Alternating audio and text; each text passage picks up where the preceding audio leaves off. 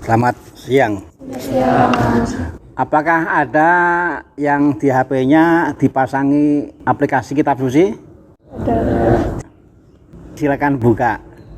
Injil Yohanes bab 10 ayat 7 sampai 9 lah. Sudah? Apa yang dikatakan di sana? Sudah ketemu? Apa? Sudah ketemu belum? Apa? Katanya ada aplikasinya. Coba ditulis akulah pintu. Kalau dipasang aplikasi bagian mencari tulislah akulah pintu. Sudah ketemu? Apa yang dikatakan di sana? Nah, ini kehebatan Bapak Suci Paus Fransiskus Gembala kita.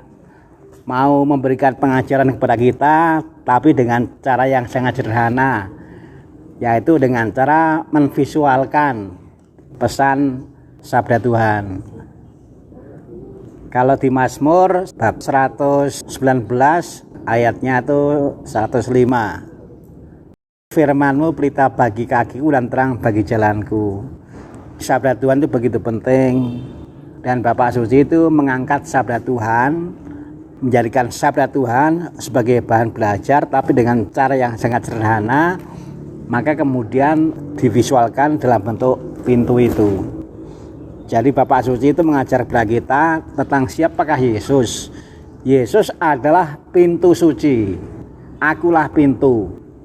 Nah, di zaman Yesus, orang itu kalau pelihara domba ya, kandangnya itu kan di tengah padang, itu bisa ada ancaman dari binatang buas atau pencuri. Maka yang namanya domba harus masuk kandang yang ada pintunya. Nah, Yesus itu yang menjadi pintunya, supaya yang namanya domba bisa terselamatkan dari ancaman jahat. Fungsi pintu itu di samping untuk melindungi dari yang jahat, juga menuntun. Jadi kalau domba mau digembalakan untuk cari rumput yang hijau, yang sehat, itu kan harus melewati pintu. Nah, Yesus itu pintu. Jadi sebenarnya Porta Santa, pintu suci, ini adalah pengajaran Paus Fransiskus kepada kita. Maka kalau kita melihat ini, yang diharapkan adalah kita ingat ajaran kegembalaan Bapak Suci yang mengajar kepada kita, jangan lupa Yesus harus kita jadikan sebagai pintu suci kita yang melindungi kita dari yang jahat dan menuntun kita kepada yang baik. Kita ini awalnya nggak punya pikiran jahat. Manusia lahir dalam keadaan telanjang. Nggak ada yang lahir kok sudah pakai sepatu seperti ini, nggak ada. Jadi kita ini suci. Tapi dalam perjalanan, kalau kita nggak waspada, lalu pikirannya diracuni oleh yang jahat, omongannya diracuni oleh yang jahat, hatinya diracuni oleh yang jahat, perilakunya itu juga bisa diracuni oleh yang jahat.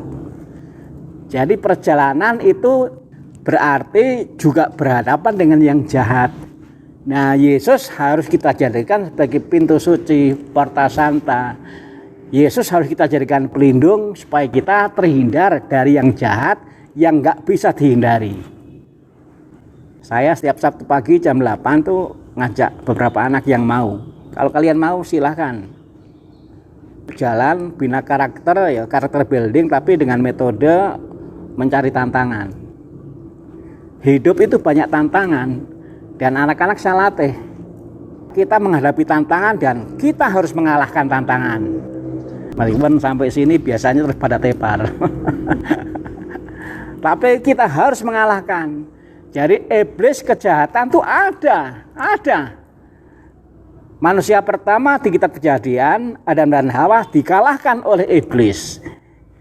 Dikalahkan oleh yang busuk, yang jahat.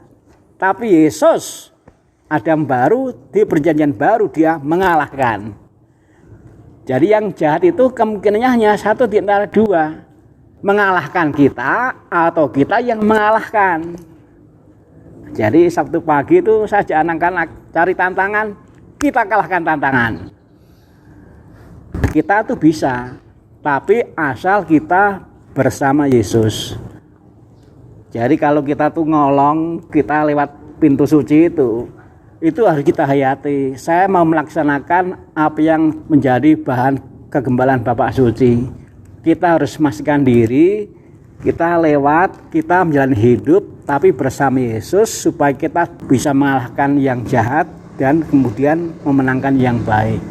Mengalahkan yang gelap dan memenangkan yang terang. Itu pesannya.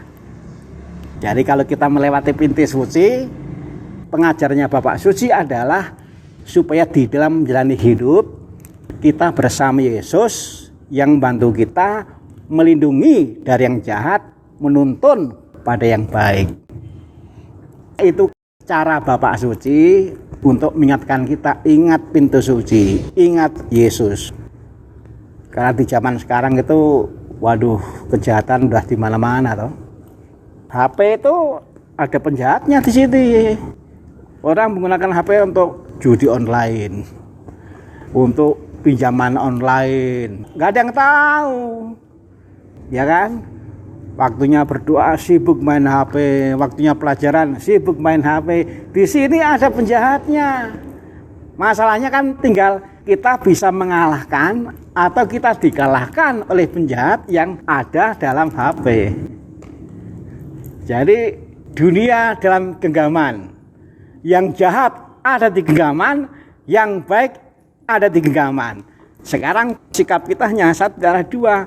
Kita dikalahkan oleh yang jahat yang ada di genggaman, atau kita mengalahkan yang jahat yang ada di genggaman. Ternyata ini luar biasa ya. Loh, ada foto saya? Oh bukan. Jadi ini luar biasa ya. Dunia dalam genggaman, yang jahat ada di sini, yang baik ada di sini. Nah, mudah-mudahan kalau nanti kita melewati pintu suci, bahkan sampai kapanpun, karena sekarang sudah saya beritahu, ingat, kalau tidak bersama Yesus, kita dikalahkan oleh yang jahat. Tetapi kalau bersama Yesus, kita mengalahkan yang jahat. Sampai kapanpun itu akan ada. Setan, iblis, ular yang jahat sampai kapanpun ada. Maka kita harus selalu bersama Yesus. Jalan sama Yesus setiap hari. Tahu lagunya? Masih ingat? Sebagai menutup, 1, 2, 3. Jalan serta Yesus setiap hari. Jalan serta Yesus dan